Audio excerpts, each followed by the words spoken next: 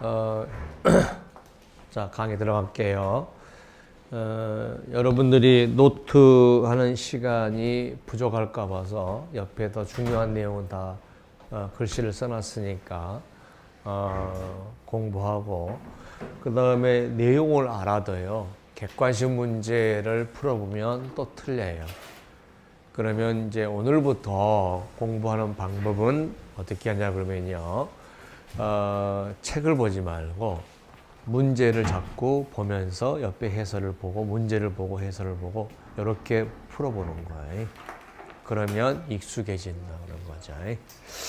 자, 보험의 특징에 대한 설명으로 맞는 것은 겠습니다. 저는 문제를 기출문제 그대로 낸 게 아니고 기출문제의 3개, 4개를 조합을 해서 내요. 그러다 보니까 문제들이 어떻게 합니까? 너무 지문 중에서 심플한 건 빼버리고 좀 어려운 것만 묶어서 문제를 조합하기 때문에 제가 해설하고 싶은 것만 문제를 조합하기 때문에 문제들이 조금 기출문제보다는 어려운 수준이에요. 그래서 문제를 다 이렇게 조합을 하고 있어요. 자, 그게 또 저의 특징 중에 하나예요. 다른 데에서는 조합 없이 그냥 나가니까 문항수는 많은데 저희들은 문제를 좀 조합을 하고 있다. 이런 거죠. 자, 보험의 동질은, 보험은 동질의 우발적 위험 하에서 다수의 경제 주체가 단체적 조직 줄 것은 없죠. 위험단체를 얘기하는 거죠. 위험단체를 조직을 해야 된다는 거죠. 자, 두 번째, 보험은 위험을 대비한 것이지만 반드시 위험을 전제로 한 것은 아니다. 이게 틀렸죠. 왜냐하면 우리가 뭐가 있냐면은 반드시 위험을 전제로 한 것이 아니다. 거기서 줄 거 없고 위험이 없으면 보험이 없다. 맞죠? 위험이 없으면 보험이 없다는 전제가 있죠. 그래서 계약 위험이 없으면 보험이 없다는 뜻은 뭐냐 하는 거죠. 위험은 결국은 사고 발생 가능성이라는 거죠. 그리고 위험은 자, 보험의 본질적 요소다. 그럼 본질적 요소라는 말이 뭐냐? 없어서는 안 될 얘기다는 거죠. 반드시 존재해야 되는 얘기다는 거죠. 따라서 계약 체결 시부터 위험이 없다면, 그죠? 그래서 사고 발생 가능성이 계약 체결 시부터 없다. 시부터 없다면 계약은 무효가 됩니다. 그리고 보험 기간 중에 사고 발생 가능성이 소멸됐다. 그러면 계약은 실효가 되는 거죠. 따라서 위험이 없다면 보험이 없다. 위험이 없다면 보험이 없다는 말이 나오는 거죠. 그래서 위험은 반드시 위험을 전제로 해야 됩니다라는 거죠. 위험이 없으면 없는 거예요, 보험이. 그래서 위험을 반드시 전제로 하고 있습니다라는 거죠. 노트하지 말고 여기다 바로 하시는 게 좋아. 노트 잃어버리면 어떡하려고. 옆에다가 지금 강의 노트 옆에다 쓰라고 지금 옆에다가 지금 우리가 많이 옆에 공간을 받았으니까. 자, 영리보험은 봅시다. 우리가 이제 영리보험하고 비영리보험이 있는데 비영리보험이 뭐냐면 상호보험하고 우리가 뭐냐면 공제란 말이에요. 그러면은 영리보험은 어떻게 되어 있냐 그러면 계약자가 있고 보험자가 있죠.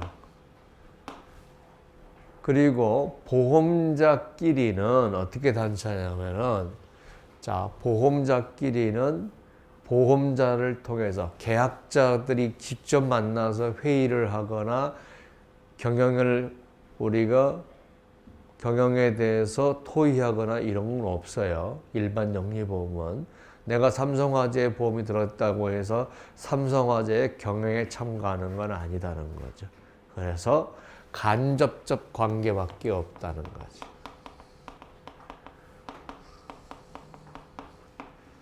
간접적 관계밖에 없다는 것은 결국 경영에 참여하지 않는다는 거죠. 그런데 영리보험은 상호보험에서는 사원이, 공제에서는 조합원이 구성이 돼서 이 사람들은 직접 만나죠. 사원총회에서 만나서 경영에 참여를 하는 거죠.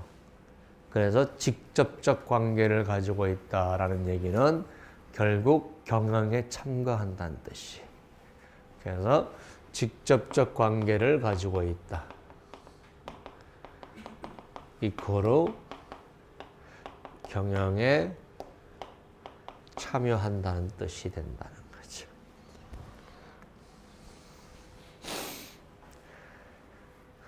그 다음에 세 번째 보겠습니다. 판례는 보험사고가 발생하지 아니하고 보험기간이 만료되면 편무계약이다 하는 거죠. 자, 보험자가 있고, 자, 우리가 보험계약자나 피보험자 또는 수익자가 있다고 한번 가정을 하면은요, 계약자는 보험료를 지급하죠. 지급 의무를 진다는 거예요. 그런데 보험료 지급 의무의 대가가 보험금이라고 한다면 이거와 이거는 대가적 관계가 있지 않죠. 보험료 3만 원 냈는데 사고 나서 2억 받았다. 그러면 3만 원과 2억이 대가적이라고 얘기할 수는 없는 거죠. 그죠? 그리고 이게 대가족도 아니지만, 이렇게 되면 대가족도 아니지만, 사고가 안 났을 때는 돈 내고 빵원이니까 편무계약이 돼버리는 거죠. 그래서 보험금 지급 의무를 우리가 쌍무로 보지 않고 뭘로 본다는 거예요?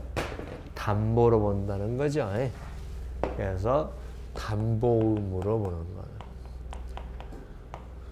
그래야 이게 대가적 관계다라고 보는 거죠.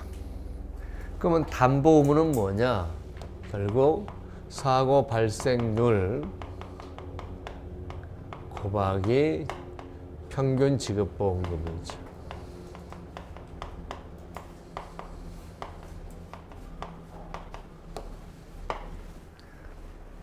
담보금이라는 것은, 그러면 다시 말하면 뭐예요? 기대치겠죠. 기대치. 따라서 보험료 지급에 대해서 사고 나면 보상해 줄게의 약속은 모든 계약에 대해서 다 했죠. 그러니까 편무계약이 아니고 무슨 계약이다? 쌍무다 하는 거죠. 그래서 편무계약이 아니고 쌍무라고 써놓고 보험료에 대한 대가가 보험금이 아니라 뭐다고?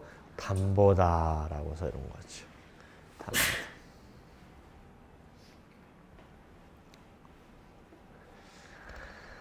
자, 그러면 우리가 1번에 대해서, 자, 보험이라고 하는 것은 뭐냐?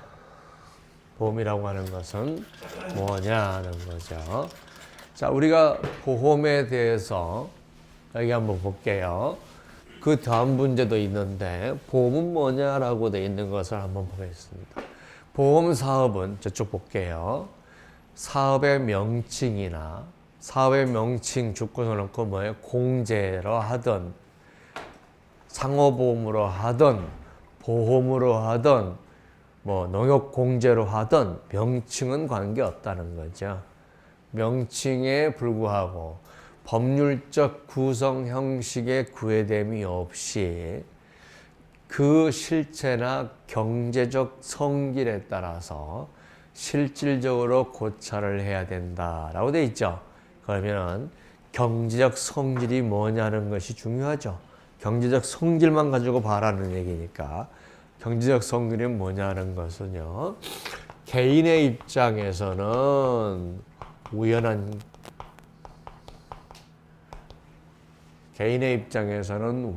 거예요. 자, 그래서 그런데 동질의 위험이 다수 모여서 다수 모인 걸 갖다가 우리가 위험 결합이라는 말을 쓰죠. 그래서 리스크 폴링이다라는 말을 써요. 다수 결합을 해서 그 다음에 위험 단체가 형성이 된다는 거예요. 자, 이 단체를 잘 봐야 돼요. 보험 계약자 단체가 아니에요. 만약에 하나의 보험 계약자가 자동차를 10대 가지고 있으면 위험이 10개가 되는 거지. 계약자 단체가 되면 계약자 한 명이잖아요. 아니다는 거죠. 그래서 위험 단체야. 보험자 단체도 아니고 위험 단체. 그럼 뭐예요? 각각 자동차다 그러면 자동차 하나가 하나의 위험이죠. 그래서 10만 개가 있다 그러면 10만 개의 위험이 모여 있는 거죠. 위험 단체가 형성이 되면 우리가 위험 단체를 형성하는 가장 큰 요인이 뭐냐 그러면 사고에 대한 확률을 구하기 위한 거예요. 그래서 뭐라고 했어요? 자, 작년에 사고 난 사람 손 들어봐. 손 들었어요. 그러면은 몇 퍼센트가 사고 났구나. 그 작년에 사고 난 사람 손 들어봐. 그때 손 들어본 거죠. 몇 퍼센트구나. 이렇게 통계를 구하다 보면 내년에도 사고가 몇 프로 정도 날 것 같다라는 것이 예측이 되죠. 그 예측 사고 확률을 구해서 우리가 예측 보험 원가를 구하고 이 원가를 가지고 보험료를 산정한다는 거죠. 여기서 우리가 적용되는 게 뭐냐면 대수의 법칙이라고 하는 거지.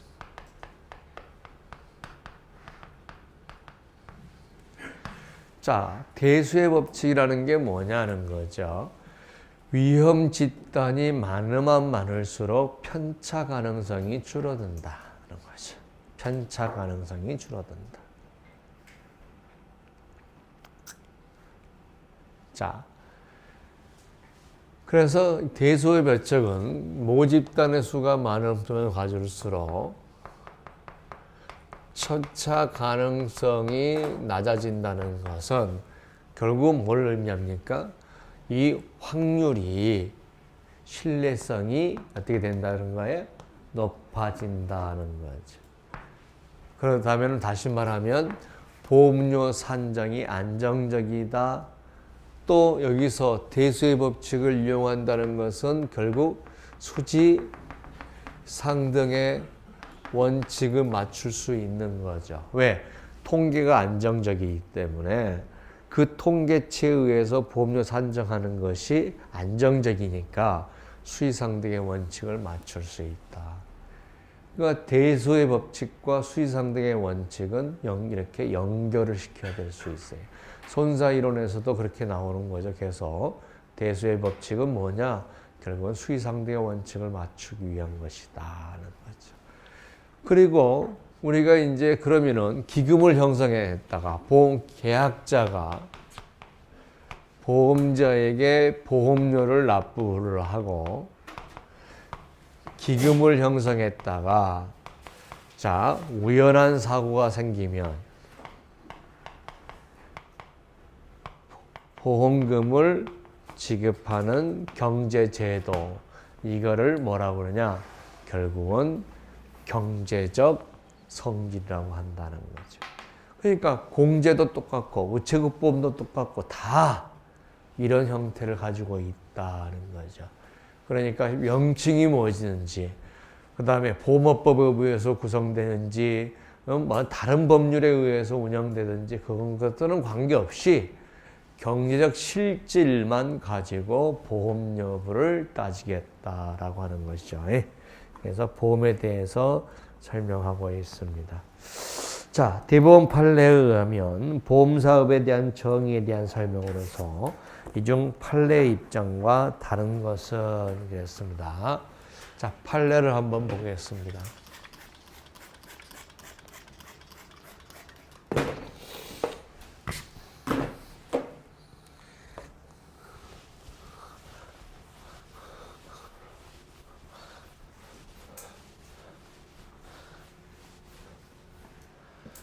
자, 지금은 이런 이 판례에 나오는 상조는 없습니다. 그러니까 과거에 상조하고 지금의 상조는 완전히 다른 거죠. 이때 여기에 대법원 판결이 있었던 거죠. 판결이 옛날에 운영하는 상조가 보험이다. 그러니까 운영할 수 없다. 라고 해서 이 판결이 나온 다음 때 상조가 이제 형태를 바꾸어 있는 거죠. 그러면은 우리가 보험이냐 아니냐가 상조를 판단할 때 가장 중요한 게 뭐냐 그러면 지금은 보험이 아니에요. 왜냐하면 대수의 법칙을 사용하지 않거든요. 대수의 법칙을 사용하지 않는다는 얘기는 뭐냐면 갑돌이가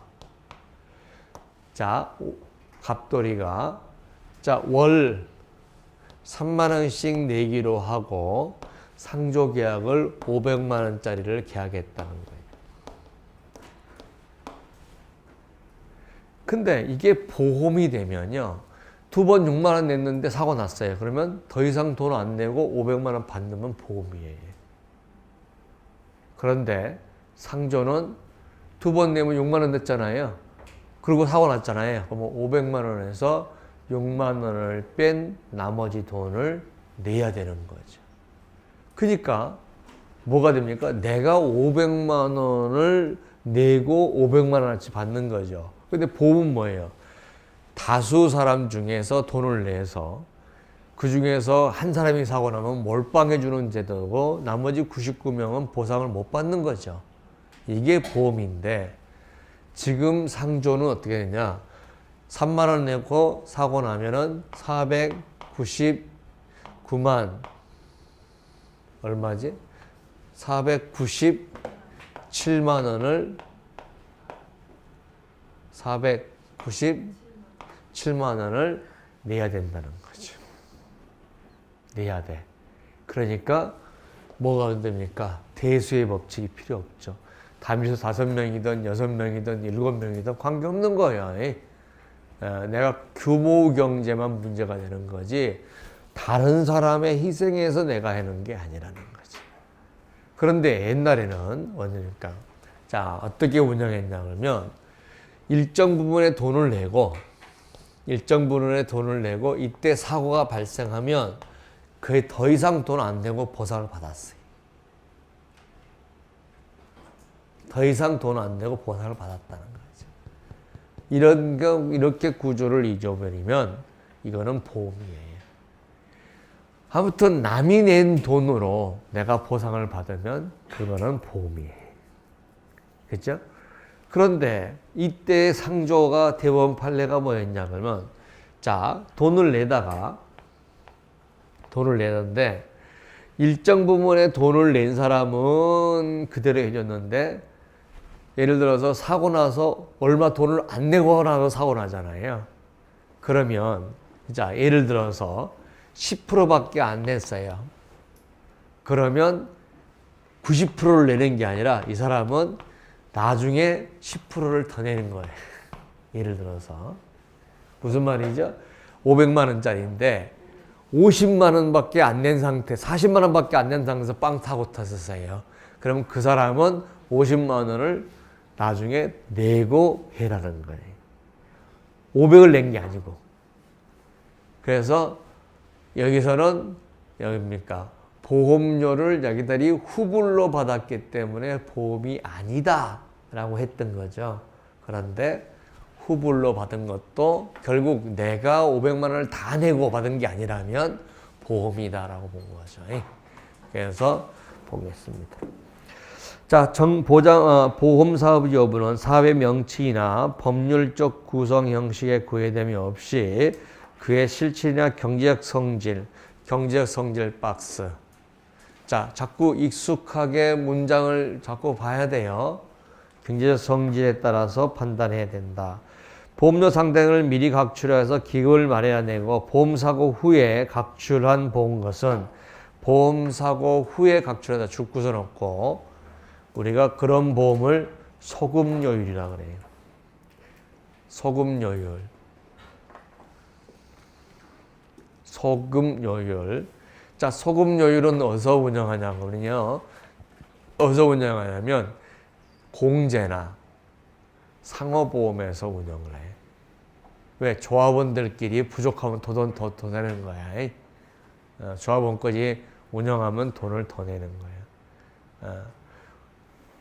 자, 예를 들어서 1년 결산을 했는데 돈이 부족해요. 그러면 보험료를 더 내는 거야.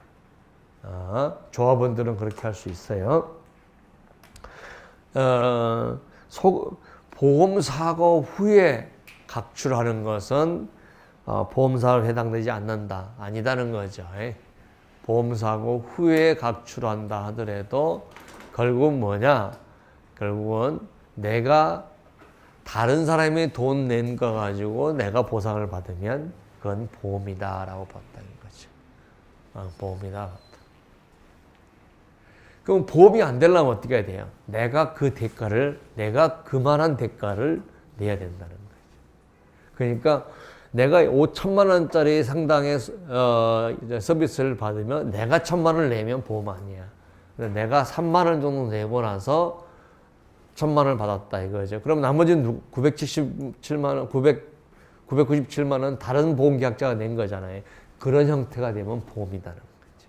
그게 사전에 보험료를 내든 사후에 내든 관계가 없다.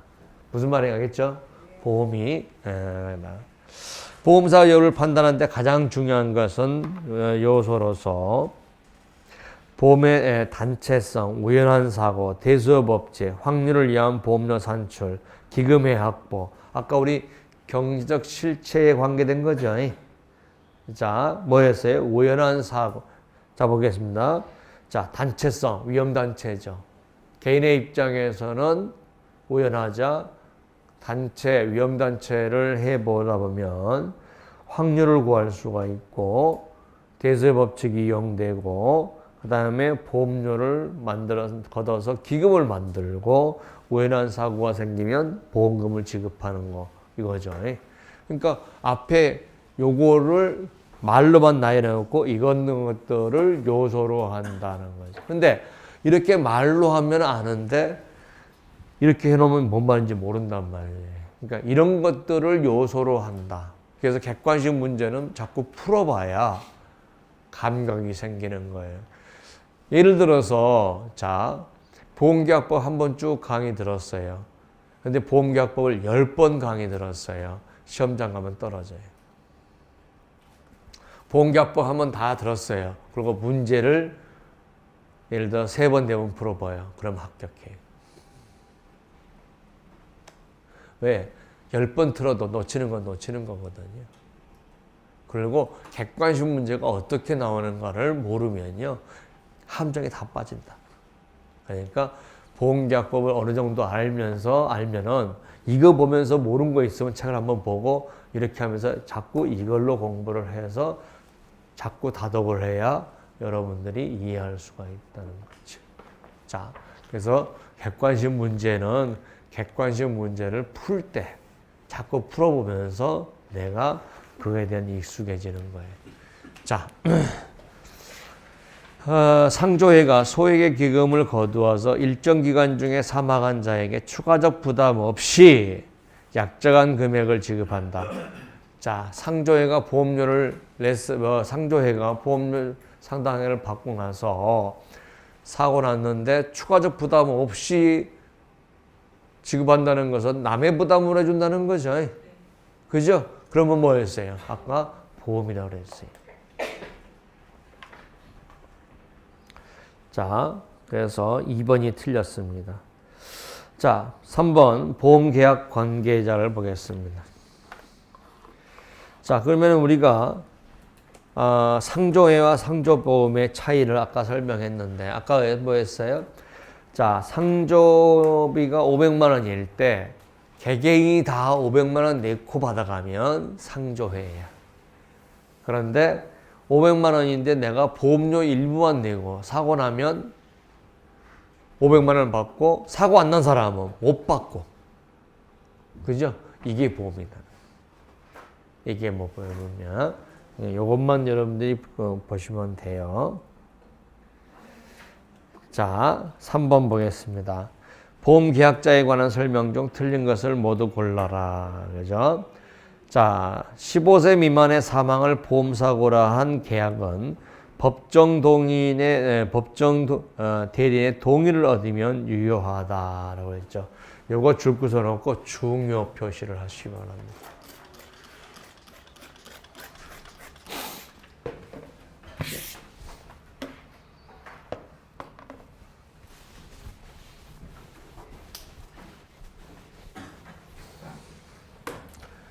자, 우리가 계약자가 갑돌이고요. 피보험자가 의린 사망보험이다. 그러면은 이 사망보험에서 이자의 동의를 얻도록 하는 이유는 뭐냐는 거죠. 이 사람의 동의를 얻도록 함으로 인해서 보험범죄를 막겠다는 거죠. 보험범죄를.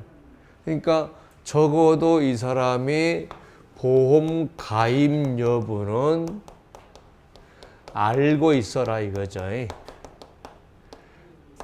그래서 목적을 통해서 이걸 통해서 뭘 하겠다는 거죠?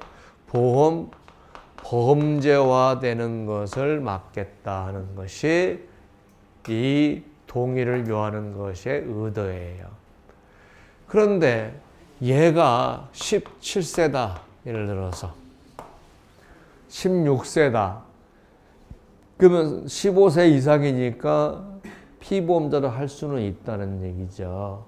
그런데 19세가 안 됐기 때문에 혼자 법률행위를 못해. 그죠? 그러니까 이 사람은 보험에 17세니까 사망보험에 피보험자는 될 수 있는데 단독으로 법률행위를 못한다는 거예요. 항의 제한자라는 거예요. 그러면 동의도 뭐가 돼요? 법률행위잖아요. 법률행위라고 하는 것은 뭐예요? 어떤 행위를 했는데 그게 법률 효과를 발휘한 거잖아요. 그죠? 동의도 어떤 행위를 했어요. 동의라는 행위를 했는데 계약이 유무효성을 결정하잖아요. 그죠? 내가 어떤 행위를 했는데 그에게 계약이 성립되거나 계약의 효력 발생과 관련된 것들이 결국은 법률행위라고. 어떤 행위를 했는데 법률의 성립, 어떤 법률 효과가 만들어지거나 변경되거나 해지되거나 효과가 발생하거나 이런 것들이 야기되는 것을 법률행위니까 동의를 하면 계약이 효력 발생하니까 법률행위라고. 그럼 법률행위를 못하는 거예요. 그럴 때 누가 해야 되겠냐 이거죠. 이때 법정 대리인이 부과하도록 만들면 얘가 모르는 상태에서 보험이 가입해 버린다잖아요. 그죠? 얘가 모르는 상태에서 보험이 가입해 버리잖아요. 근데 얘가 모르는 상태를 방지하고 하자 했기 때문에 얘가 모르는 상태에서 법정 대리인이 혼자 사인해 버리는 것은 안 된다는 거죠. 그럼 어떻게 되냐? 자, 법정 대리인이 사전에 허락을 해서 얘가 동의를 해야 된다는 거예요. 그러면 우리가 17세가 유효한 법률 행위를 할 수 있는 것이 있다면 이거예요. 법정 대리인의 사전 허락을 받아서 하는 방법. 그 다음에 허락 없이 하잖아요. 그러면 법정 대리인이 나중에 추인하는 방법이 또 있고, 그 다음에 취소하는 방법도 있는데, 그 다음에 법정 대리인이 직접 하는 방법, 이 세 가지가 있다는 거죠. 그죠? 근데 법정 대리인이 직접 하는 것이 일반 계약은 다 유효한데, 이거는 안 된다는 거죠. 왜? 얘가 알아야 된다는 거지. 알아야 된다. 근다고 해서 얘가 허락 없이 하고 나중에 추인한다는 것은 보험계약 관계의 계약자 입장에서는 너무 어떻습니까? 나중에 뭐 취소가 될 수 있으니까 보험계약이 불완전하잖아요. 그러니까 이렇게 해야 된다는 거예요. 그러면 법정 대리인의 허락을 받았기 때문에 유효한 법률 행위도 할 수 있고, 피보험자 본인이 사인했기 때문에 피보험자 본인이 알고 계약을 체결할 수 있다는 두 개의 목적이 달성할 수 있기 때문에 이거는 안 된다는 거죠. 그래서 이렇게 하는 것이 목적이라는 거죠.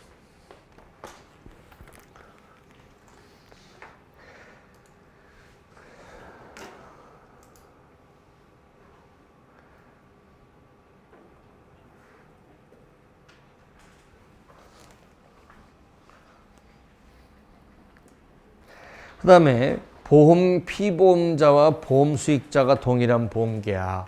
이거에 대해서는 어떠한 명칭도 없어요. 계약자와 피보험자가 같냐 안 같냐, 계약자와 수익자가 같지 않냐, 이거는 있는데 피보험자 수익자는 같냐 안 같냐에 대해서 어떤 계약의 내용도 없어요. 이런데. 그래서 자, 계약자와 피보험자. 계약자와 피보험자와 같지 않으면 타인의 사망보험이고, 계약자와 수익자가 같지 않으면 타인을 위한 보험인데, 이 둘이는 같냐 안 같냐에 대한 아무런 어떤 명칭이 없다는 거죠. 그래서 피보험자와 수익자가 동일한 보험계약을 자기를 위한 게 아니라 틀렸습니다. 자, 피보험자 대신에 계약자로 써야 되겠죠. 계약자 자꾸 써놓으세요. 5초 놓고 계약자로 해놓으세요.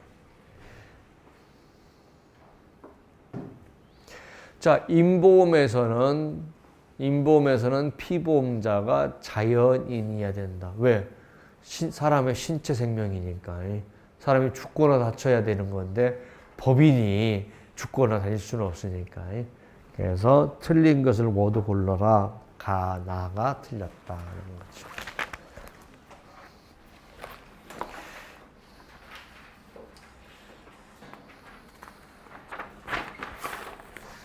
자, 4번. 다음은 보험계약자에 관한 설명 중 기술이 더 옳은 것은, 미성년자는 뭐냐면 19세 미만자예요.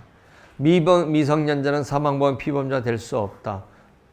다 틀린 건 다 맞은 게 아니죠. 왜? 15세 미만은 안 되지만 15세를 초과해서 19세까지는 미성년자라도 사망보험의 피보험자가 될 수 있기 때문에 이 말은 틀렸다는 거죠. 자, 상법은 보험 수익자의 범위를 피보험자에 대해서 경제적 이해관계 줄 구성하고, 경제적 이해관계가 피보험 이익을 얘기하는 거죠. 자꾸 쓰세요. 피보험 이익. 자, 그런데 우리 영미법에서는 경제적 이해관계가 있는 자만이 수익자가 되지만, 대륙법에서는 경제적 이해관계가 없어도 수익자가 될 수 있죠. 그랬죠? 대신 도덕적 위험을 뭘로 지금 규제하고 있죠? 동의주의로 라고 했죠. 그래서 경제적 이해관계가 있는 사람으로 한정하고 있다? 틀렸다. 영미법에서는 맞지만 대륙법에서는 동의주의를 취하기 때문에 틀렸다.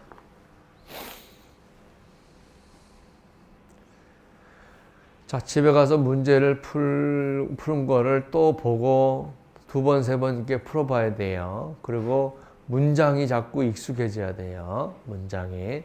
그리고 틀린 것을 고쳐놓고 자꾸 그걸 왜 틀렸는가를 자꾸 보는 것이 공부가 더 잘 돼요. 자, 맞는 지문을 다 있는 것보다 중간중간 틀린 지문을 해놓고 그걸 고쳐가는 게 훨씬 공부가 잘 돼요. 그러니까 고쳐 나가시는 거예요. 제가 일부러 문제를 만들 때 다음 중 틀린 것은 이렇게 나오잖아요. 그러면 제가 다 바꿔서 다음 중 맞는 걸로 싹 바꿔놨어요. 예, 세 개를 틀리는 것을 고쳐가는 게 훨씬 수험자한테 공부가 좋거든요. 그러니까 일부러 다 바꾼 거예요. 그거를 계산해서.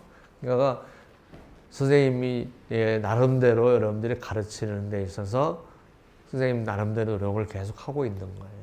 그래야 여러분들이 되는 거죠. 물론 같은 문제풀이 봐도 기출문제 그대로 놔놓고 문제 풀 수도 있죠. 그런데 우리가 자꾸 그렇게 되면 한 문제 푸는 효과밖에 없어요. 다음 중 맞는 것, 다음 중 틀린 거 골라라 하면 세 개를 맞았잖아요. 그건 느낌이 없어요. 그래서 다음 중 맞는 걸 골라라 해야 세 개를 틀린 걸 잡아내고 왜 틀린 걸 써보잖아요. 그래야 여러분이 머릿속에 남는단 말이야. 자, 그 다음에 세 번째, 임보험의 경우 보험계약자는 생명 또는 신체에 붙여진 자다. 이건 피보험자를 얘기하는 거죠. 피보험자. 작가 얘기하면 알고 있는 내용으로 자꾸 쓰세요. 피보험자. 자, 행위무능력자도 보험계약자, 손해보험의 피보험자, 임보험의 수익자가 될 수 있다. 맞습니다. 누가 대신하면 되죠? 법정 대리인이 대신하면 된다.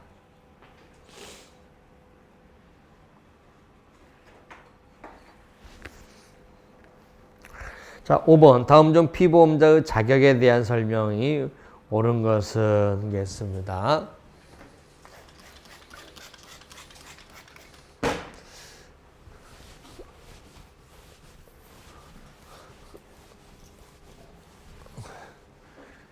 자, 우리가 피보험자 자격에 대해서 한번 간단히 정리해 보면요.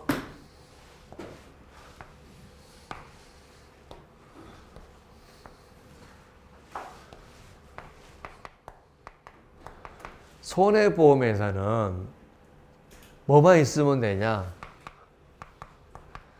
피보험 이익만 존재하면 돼요.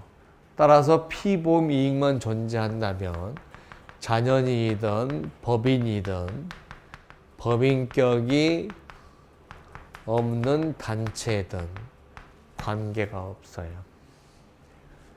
미성년자라도 관계가 없고 자연인이면 다 되는 거죠. 대신 뭐가 있어야 돼요? 피보험 이익이 있어야 돼요. 사고 나면 손해를 볼 수 있는 관계는 있어야 됩니다. 자, 임보험은 피보험자가 자연인으로 한정이 되어 있죠. 이 사람이 죽거나 다쳐야 되기 때문에. 다만 상해보험하고 사망보험으로 나누는데 사망은 15세 미만자, 심신상실자, 심신박약자는 사망보험의 피보험자가 안 되는 거죠. 그런데 자, 사망보험의 피보험자가 될 수 있는 심신박약자가 있죠. 두 가지 요건이 있죠. 그거 반드시 외워야 되죠. 뭐예요? 계약자, 심신박약자가 계약자이면서 피보험자인 경우. 그죠? 그래서 계약자, 피보험자가 모두 심신상실이 아니야. 박약이야. 자, 이 조항을 두는 이유가 뭐 때문에 좋냐 그러면, 자, 장애인들이 있잖아요. 장애인들이 사망보험 자체를 못 들게 금지하는 조항이 되어버린단 말이에요. 이게 심신박약자를 사망보험의 피보험자가 될 수 없다 그랬더니 장애인들이 헌법소원을 낸 거야. 그래서 장애인들한테도 사망보험을 들 수 있는, 법으로 사망보험을 들 수 없도록 금지하는 것은 문제가 있다. 그래서 장애인들한테 보험을 들 수 있도록 하는데, 그러면은 장애인이 피보험자가 돼서 살해되는 거는 또 막아야 될 거 아니야. 그지? 그러니까 제한을 한 거죠. 계약자, 장애인이 계약자고 장애인이 피보험자일 때는 가능하다는 거죠. 그런데 계약자와 피보험자가 달라. 근데 이게 심신박약자야. 그럼 절대 안 되는 거야. 네? 절대 안 되는 거야. 왜? 이거는 뭐가 생길 수 있죠? 장애인이 살해될 위험이 있단 말이에요. 그 다음에 단체보험. 단체보험의 피보험자. 지금 보험계약법 공부가 부족한 사람도 오늘 강의를 통해서 노트하고 이것만 계속 리피트 해도 돼. 이거 보고 저거 보고 막 그러면은 공부 안 돼. 차라리 계속 이걸 리피트해서 공부하셔가지고 익숙해지면 된다고. 그래서 요거 외우자 그러면은 꼭 빨리 외우면 돼. 근데 공부를 게을리한 사람은 외우자 해놓고 외워라 해도 나중에요. 그러죠. 나중에요. 언제? 4월 달 말에요. 시험 23일인데 4월 말에 시험 외운대. 왜? 버직 얘기한 것 같아? 자, 다음 주에 빨리 외워서 오늘 몇 번이라도 읽어서 가는데, 저기가 40번까지 집에 가서 한번 책 찾아보면서 공부하고 하면 거의 12시간 걸린대요. 잠깐 보면서 이해하면서 한번 쭉 보는데, 그럼 한 번 봐서 되냐? 아니, 한 번 봐서 다 이해하고 한 번 봐서 다 외우면은 우리가 여가 있겠어? 하버드 법대가 있겠지? 그 정도 우리 아니잖아. 수없이 봐야 되잖아. 네. 자, 그 다음에 봅시다. 요거, 근데 상해보험은요. 상해보험은 15세 미만자도 할 수 있고, 심신상실자도 할 수 있어, 심신박약자도 할 수 있어요. 자연인이면 다 되는 거예요.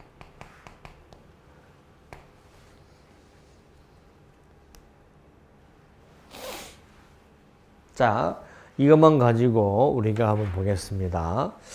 자, 피보험자의, 손해보험의 피보험자는 보험 목적에 대해서 피보험 이익을 가진 자라면, 피보험 이익을 가진 자라면, 그죠?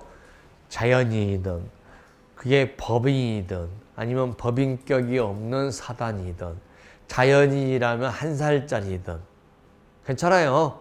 누가 하면 되니까. 법정 대리인이 하면 되는 거니까. 법정 대리인이 하면 되니까.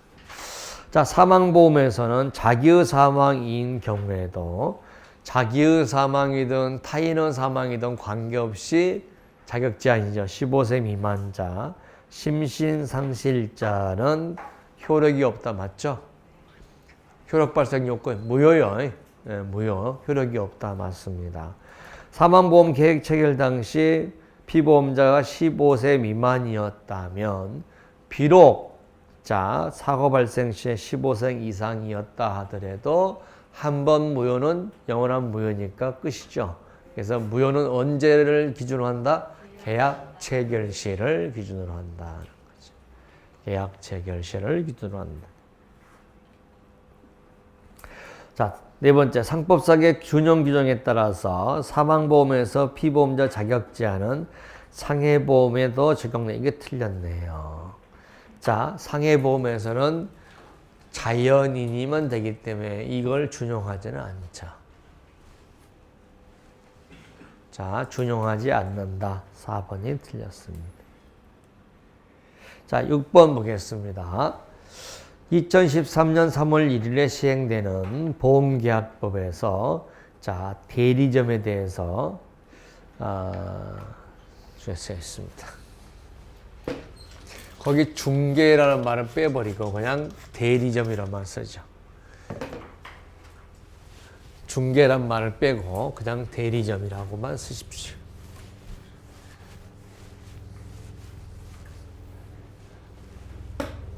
자, 설명을 좀 할게요. 자, 옆에 공간이 있습니다. 아니다. 자, 그 밑에다가 그림을 좀 그려서 올려주세요. 자, 시험에 반드시 나올 수 있는, 왜냐하면 2015년에 바뀌었기 때문에 2015년 3월 1일 날 변경됐기 때문에 이 부분은 시험 문제 한 번 나온다, 한 문제 나온다 확신을 가지고 여러분들이 찍어 나가세요. 자, 여러분 좋아하잖아요. 출제 가능성 높습니다. 그런 거 굉장히 좋아하잖아요. 그죠? 그것만 하자는 거죠.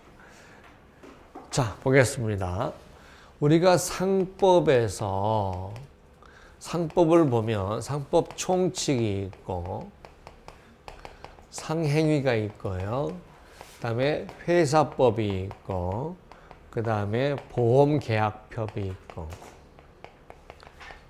있는데 여기에 상행위에 우리가 중개상과 대리상. 자, 대리상에는 다시 중개대리상하고 채약대리상 이런 조항들이 있어요. 근데 제가 강의할 때 이 상행위는 모든 상인한테 적용이 되고 보험계약은 보험상인한테만 적용이 되죠.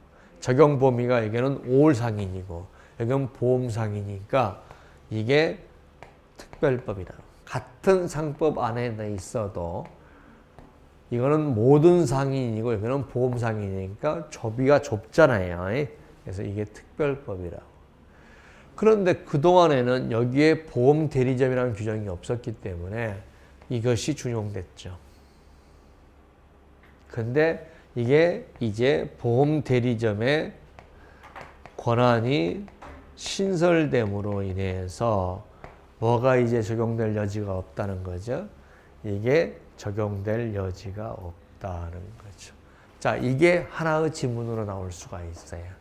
상법 대리상이나 상법 대리상의 조항이 보험 대리점의 권한에 대해서 준용할 필요가 없다는 거죠. 왜? 이게 특별법에서 대리점에 대해서 신설했잖아요, 이제. 이게 없을 때는 이게 준용됐죠. 이게 준용됐어요. 근데 이게 있으니까 이 권한이 되는 거예요. 근데 이 권한은 강행법규냐 아니면 임의법규냐 하는 거죠. 임의법규.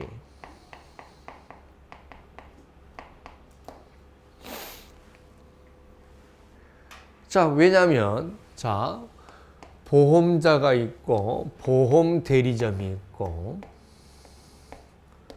그 다음에 보험 계약자가 있다는 거예요. 근데 지금 대리점에 관한 조항에 대해서 이관계하고 우리가 이관계를 두 개로 나눠서 생각한다면 이관계에서는 계약자 보호를 할 필요가 없죠. 여기서 계약자 보호가 이루어지면 되는 거죠. 여기는 어떻게 하든지 간에 여기는 뭐예요? 당사자 간에 계약 상법 663조 계약자 보호가 필요 없잖아요. 그러니까 대리점에 대해서 대리점의 권한에 대해서 우리가 보험계약법에 신설을 하면서 대리점 권한을 굉장히 포괄적으로 놓았어요. 그래서 채약 대리점으로. 채약 대리점으로. 근데 당사자 간의 보험 대리점 위임 계약에 의해서 대리점의 권한을 제약할 수가 있다는 거예요. 제한할 수가 있다는 거예요. 대리점의 권한을 제한할 수가 있다. 그러면 최약 대리점이기 때문에 계약 체결권이 있어요. 그 다음에 이번에 더 분명하게 한 게 뭐예요? 의사표시권, 의사수령권이 다 아주 명시적으로 있어버리죠. 그러니까 보험 대리점이 해지 의사표시를 했다. 이꼬로 보험자가 해지 의사표시한 거야. 보험 대리점이 고지수령도 있고 통지수령권도 있고 모든 수령권이 있어. 자, 그런데 이렇게 위임을 해놓고 이 위임 계약을 애가 모른다면 살짝 제한해놓고 있는 것처럼 하면 안 될 거 아니야. 그러니까 선의. 자, 선의라고 하는 것은 뭐예요? 대리점 권한이 제한됐다는 걸 모른다는 거예요. 이걸 모르는 계약자한테는 대항할 수 없다는 거예요. 그러면 이게 뭐입니까? 자, 저는 보험 대리점이지만 계약 체결권이 없습니다라고 밝혔단 말이죠. 그러면 대항할 수 있는 거예요. 보험 대리점은 계약 체결이 없는 걸로 할 수 있어. 선의에게 모르는 뭘 몰라? 이거죠. 대리점 권한을 제한됐다는 사실을 모르는 계약자에게 대항할 수 없다는 거죠. 자, 이렇게 돼 있어요. 자, 그러면은 여러분이 이제 뭡니까? 상법 대리상에 관한 조항은 적용할 필요가 있다, 없다? 없다는 거예요. 왜?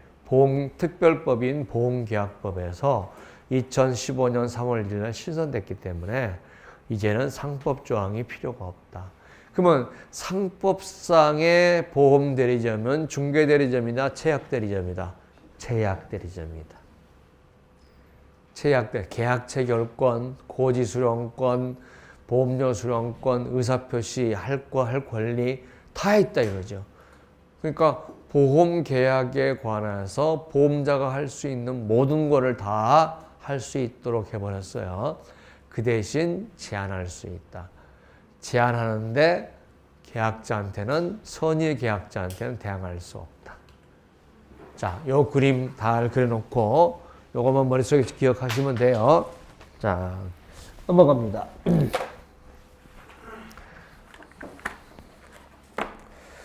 자, 6번 2015년 3월 1일에 시행되는 보험계약법에서 보험 대리점, 중개란 말을 빼세요. 보험 대리점에 관한 조항을 균형을 두고 있다.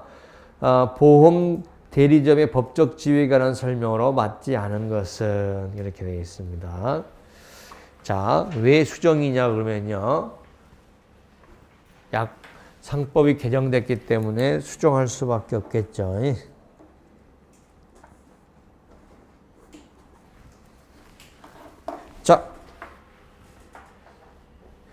자, 보험회사의 대리인은 보험 건물의 증개축 공사 현장을 방문해서 자 이거예요. 제가 강의 때 설명했었죠. 네? 진흥문화사 기억나요? 카렌더 회사 만드는 거 그거 팔래요. 그 팔래. 뭐라 그래? 보험 대리님 와서 뭐 치고 갔다 그랬어? 고수동. 기억 안 나네, 얘는. 기억 안 나? 고수동만 기억나지? 그거예요. 증개축 현장에 와서 고수 치고 갔단 말이야. 보험 대리점이. 그러니까 증개축을 알았잖아요. 그죠? 그러니까 통지 의무 위반이 안 된다는 거죠. 왜? 누가 한 것은 누가 한 것이자 대리점이 한 것은 본인이 한 것이다.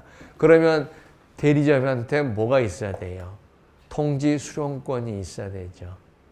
그죠? 통지 수용권이 있어야 대리점이 한 것은 보험자가 한 것이다. 이렇게 되는 거죠.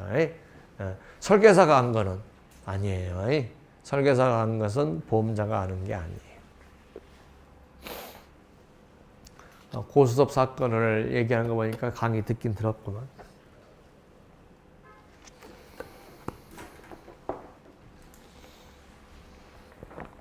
자, 두 번째.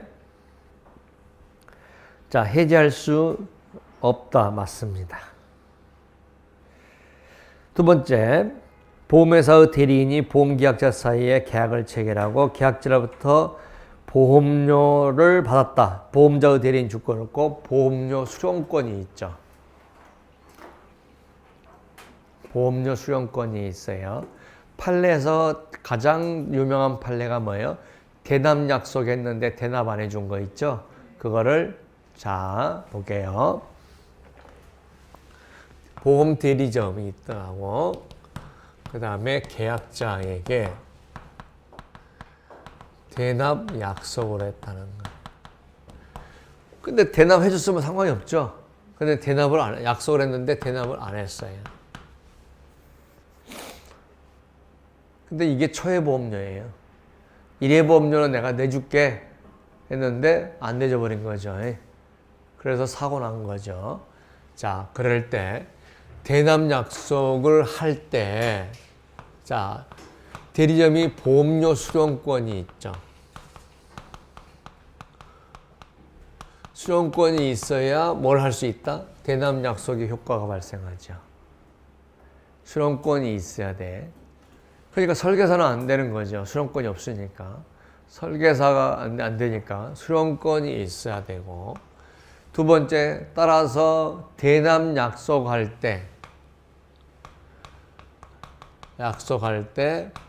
시점에서 보험료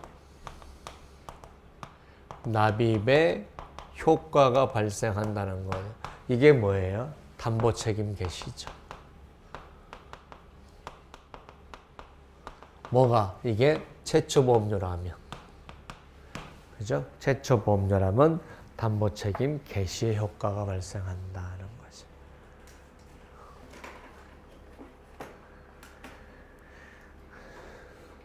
자, 오늘 강의했던 거 요거죠. 이거 빨리 외우시면 돼요. 정리하고 하나씩 공부하면 돼요. 자, 제가 오늘 두 번째, 세 번째 얘기하는데 지금 책이나 강의 노트 보는 것도 중요하지만 그거는 놔두고 이게 문제를 계속 봐라 이 얘기죠. 문제를 계속 봐라. 모르는 내용만 책 봐라는 얘기죠. 모르는 내용. 그 다음에 세 번째. 자, 보면은 약속금을 교부받은 후 이를 횡령한 경우에 어음이 결제되더라도 보험료 납입 효과가 발생하지 않는다. 틀렸죠. 자, 실제로 계약자는 어떻게 합니까? 보험료 약속금을 주고 현금 결제도 했어요. 나중에. 그런데 보험 대리점이 쌩깐 거죠. 횡령한 거예요. 근데 자, 보험료 수령 권한이 있기 때문에 자, 누가 받은 건 시작. 보험 대리점이 받은 것은 보험자가 받은 것이 된다는 거죠.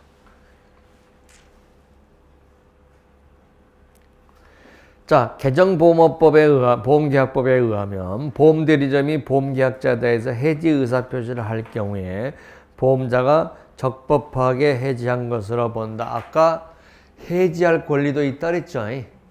자, 계약 체결권, 오케이? 계약 체결권. 두 번째, 고지 수령권. 그죠? 보험료 수령권. 의사표시를 할 수 있는 권리, 의사표시를 받을 수 있는 권리. 그죠? 다 있으니까. 자, 보험자와 보험대리자 간의 대리점 계약에 대해서 상법 제4편 보험계약법에서 규정한 보험대리점 법적 권한의 일부를 배제시킬 수 있다. 있죠. 권한의 일부를 배제시킬 수가 있다. 그런데 누구한테 대항할 수 없다. 시작. 선의의 보험계약자에게 대항할 수 없다. 자, 시험 문제에 어떻게 나올까요? 어떠한 경우라도 계약자에게 대항할 수 없다. 그러면 틀렸죠. 선의에. 선의에. 그러니까 대리점의 권한을 제한하고 있다는 걸 알고 있는 사람한테는 대항할 수 있다는 거죠. 그러면 시험 문제 이렇게 나올 겁니다. 계약자 보호를 위해서 어떠한 경우라도 계약자한테 대항할 수 없다. 이렇게 시험 문제 나올 거예요. 그러면 우리가 딱 보면 어떻습니까? 말은 이쁘잖아요. 그래서 언뜻 속아 넘어간단 말이에요. 언뜻 속아 넘어가 선의에만 제한합니다. 자, 넘어갑니다.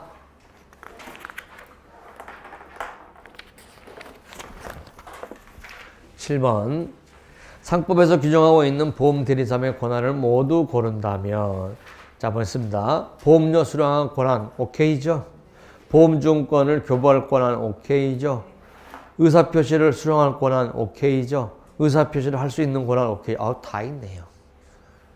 1, 2, 3, 기억, 니은, 디귿, 리을 다 있습니다. 7번에 4번이 맞을 것 같습니다. 8번 보겠습니다.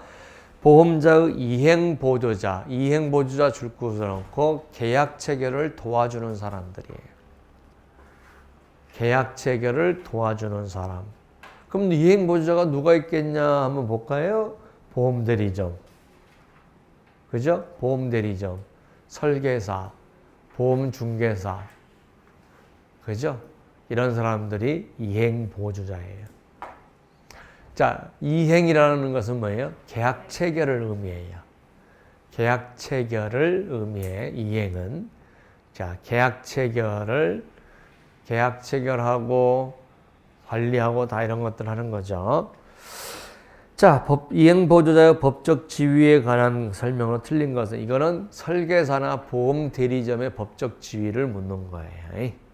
그러니까, 여러분들이 이제 법학을 쭉 공부하지 않고 이제 보험계약법을 공부하다 보니까 이제 법대 4학년 나온 사람한테는 당연한 얘기인데 여러분들한테는 보험 말인지를 이행보조자가 뭐요?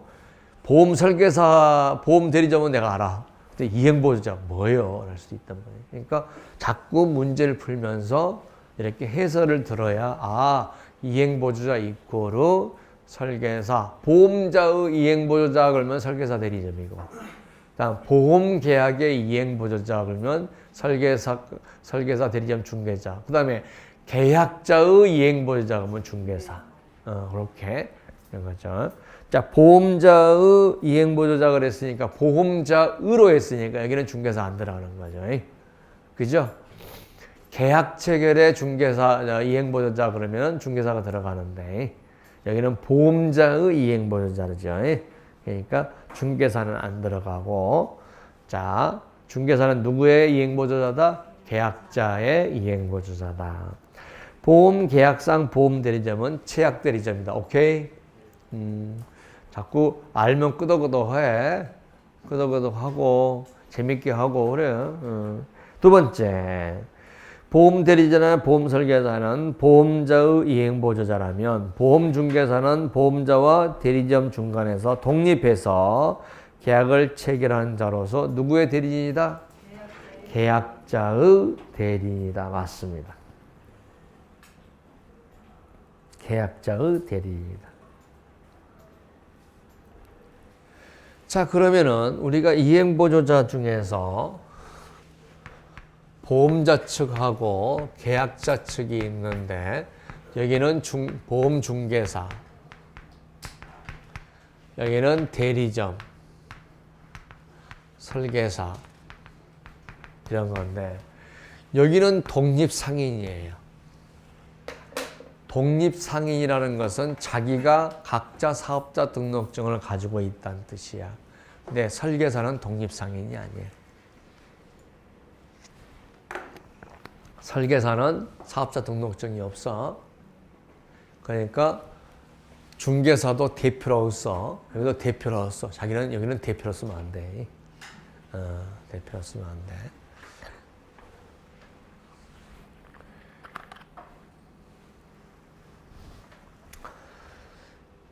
자, 근데 대리점이 더 폼 난 것처럼 보이잖아요. 그죠? 네, 설계사가 더 편해요. 왜? 설계사는 내가 잘못해도 보험금 안 나가는 것이 대부분 많잖아요. 그러니까 나한테 구상 안 들어오는데 대리점은 보험금 나가는 게 많잖아요. 그러니까 나한테 구상 들어와. 그러니까 괜히 설계사면 좀 하급반인 것 같고 대리점은 좀 폼난 것 같잖아요. 잘 쓸데없는 거야. 설계사가 100번 나아요. 대리점 입장에서는, 설계사 입장에서는 훨씬 더 낫다. 구상 그만큼 들어오죠. 계약자 입장에서는 대리점이 낫겠죠. 그죠? 대리점이 한 것은 본인이 한 거니까, 보험회사가 하는 거니까. 설계사 한 거는 보험회사가 한 게 아니잖아요. 그러니까 설계사를 통해서 나가면 보험금이 안 나가는 경우가 꽤 있는데, 보험 대리점을 통해서 계약하면 보험금이 잘 나가죠. 나가야 되죠. 그 대신 뭐가 들어야 돼요? 잘못하면 구상 들어오는 거죠. 자, 그 다음에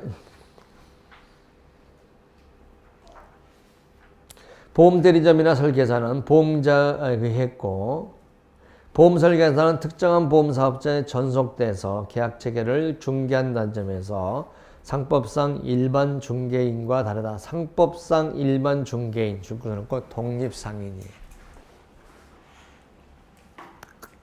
중개인 또는 중개상 이런 거죠.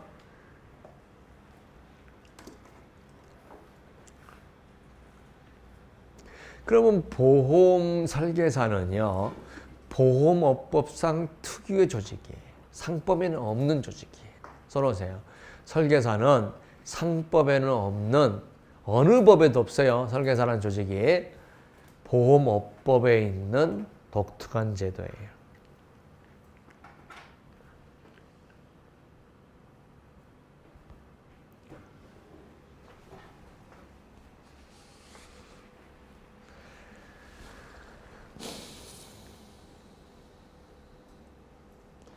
그 다음에 8번에 4번이 틀렸는데요. 자, 보험대리점에 대한 법적 지위를 보험자와 보험자의 위임 계약에 의해 제한할 수 있는데, 제한은 선의의 3자한테 대항할 수 있다. 틀렸죠? 선의의 3자한테 대항할 수 없다.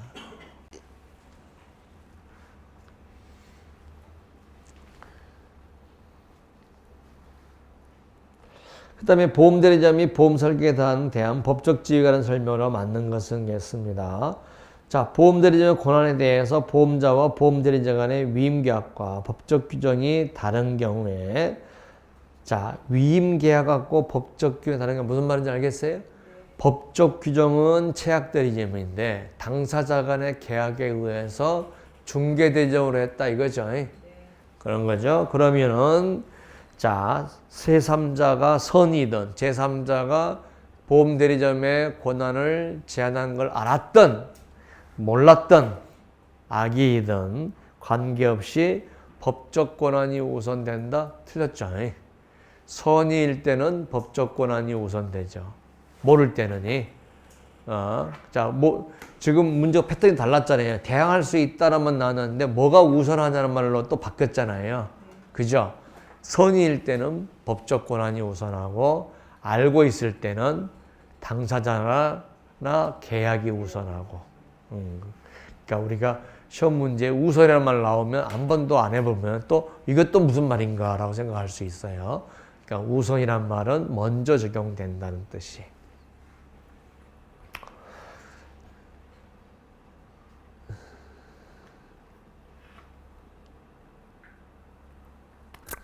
자, 두 번째, 보험설계사가 보험사고 발생 위험을 현저하게 변경 또는 증가된 사실을 알았다. 설계사한테 고지수령권, 통지수령권이 없죠.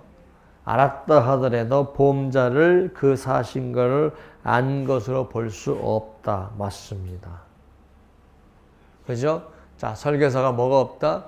의사수령권이 없다. 출근했고, 의사수령권이 없다.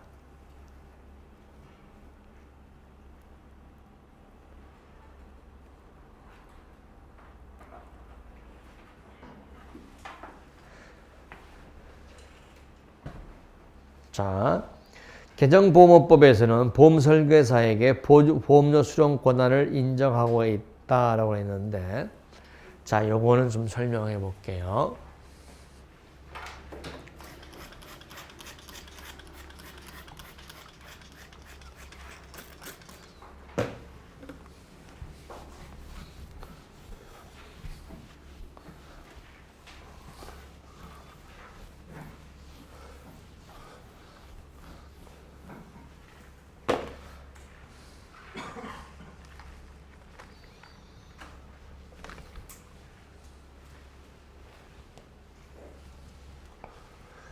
자, 우리가 2015년 3월 1일 개정이 되기 이전 얘기예요.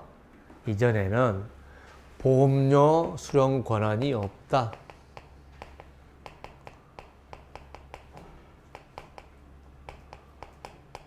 그런데 예외적으로 보험료 수령 권한을 인정하는 케이스들이 있었죠. 그래서 표현대리. 자, 우리가 표현대리라는 얘기를 썼다는 얘기는 수령 권한이 없다는 걸 전제로 하고 있는 거죠. 왜? 수령 권한이 없는데 권한이 있는 것처럼 했을 때 계약자를 보호하기 위해서 결과적으로 있는 것으로 봐주겠다는 뜻이거든요. 그러니까 수령 대리권은 수령 권한이 없다는 걸 전제로 하고 그런 거죠. 그래서 표현대리를 인정한 게 뭐예요? 생명보험 계약에서 제1회 보험료에 한해서 대해서 우리가 인정을 했죠. 그 다음에 뭐가 있었냐 그러면 보험자가 발행한 영수증을 교부할 때, 그래서 판례는 이때는 대리점한테 보험료 수령 권한이 있는 게 아니라 보험자가 받은 걸로 보겠다는 거죠. 그리고 보험 대리점은 심부름꾼에 불과하다라고 해서 사자, 심부름꾼이라는 말을 쓴 거죠. 심부름꾼에 불과하다. 그러니까 이거는 보험자가 받은 걸로 보겠다. 보험자가 받은 걸로 보겠다.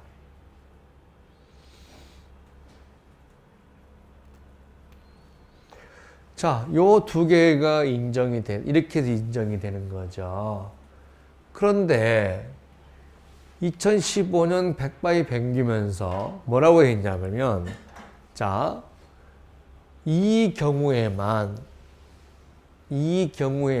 지금 뭐야? 이 경우죠, 이거. 이 경우만 보험료 수령 권한을 인정하겠다는 거죠. 이 경우만 보험료 수령 권한을 인정하겠다 그랬단 말이야. 이 경우만. 그러면 이 외에는 보험료 수령 권한을 인정하지 않은 거죠. 그러면은 실질적으로 과거에도 수령 권한이 없을 때 이때는 인정해 줬잖아요. 이것만 보험료 수령 권한을 인정하겠다는 거죠. 그러면 보험료 수령 권한을 인정한 거다 아니면 인정하지 않는 거다. 않는 거다는 거예요. 보험 수령료 수령권을 인정한다 그러면 대리점이 대담 약속했다, 설계사가 약속했다 그래도 보험자 책임이 개시되는 거고, 설계사가 보험료 받아온다 그것도 보험자가 다 받은 거가 되고, 설계사가 횡령한 거 다 횡령. 근데 아니란 말이야. 이거만 그러니까 보험자가 발행한 영수증을 교부한 경우만 설계사에게 수령권을 인정하겠다 했기 때문에 이렇게 돼 있는데, 지금 다른 책에서는 보험료 수령 권한을 인정했다라고 썼는데 인정한 게 아니다는 거죠. 인정했다 그러면 어떻게 합니까? 저 경우만 인정한 게 아니라 그냥 설계사가 돈 받은 건 전부 다 보험자가 받은 걸로 봐야 되는 거죠. 그래서 인정하지 않은 걸로, 과거하고 별로 차이가 없는 거죠. 그래서 보험료 수령권을 인정하고 있다 그러면 틀린 거야. 인정하고 있지 않다. 어떤 경우는 극히 제한된 범위에서만 인정하고 있죠. 극히 제한된. 그러면은 극히 제한된 범위 내에서 인정한다는 거하고 수령권을 인정한다는 거는 광범위하게 인정한 거니까 틀렸다는 거죠. 그래서 뭘로 틀렸다는 거죠? 자, 보겠습니다. 개정보험업법에는 설계사에게 보험료 수령권을 인정하고 있다. 그러면 모든 설계사가 어떤 경우라도 보험료를 수령권을 인정한 거니까 틀린 거죠. 어떨 때만 우리가 수령권을 인정한다 그랬어요? 시작. 보험자가 발행한 영수증을 교부한 경우에만. 그러니까 수령권을 인정한 건 아니다는 거죠.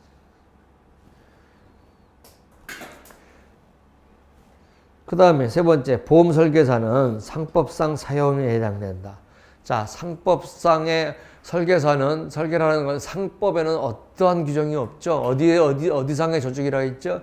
업법상의 조직이라고 했죠. 업법상의. 자, 10분만 쉬었다가 바로 하겠습니다. 화장실 갔다 오고. 오늘 20번까지 해야 돼요.